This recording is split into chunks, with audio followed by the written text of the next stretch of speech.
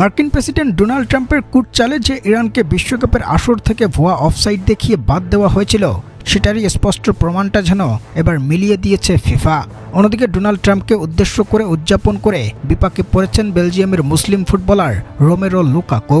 প্রদর্শক গ্রুপ পর্বে সেই মিশর আর ইরানের মধ্যকার লড়াইয়ে ভুয়া অফসাইডের ঘোষণা দিয়ে টুর্নামেন্ট থেকে বিদায় ঘণ্টা বাজিয়ে দেওয়া হয়েছিল ইরানিদের, যার ফলস্বরূপ 12,330 কোটি টাকার মামলার সম্মুখীনও হতে হয়েছে ফিফা প্রেসিডেন্ট জিয়ান্নি ইনফান্তিনোকে।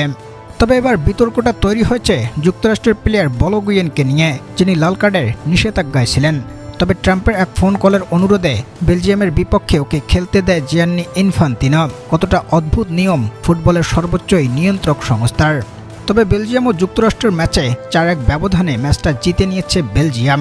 আর ম্যাচে এক গোল করে যে উদযাপন করেছে মুসলিম ফুটবলার রোমেরো লুকাকু, তাতে সেটা যেন কলিজায় আঘাত এনেছে মুসলিমদের উপর অত্যাচারকারী ডোনাল্ড ট্রাম্পের।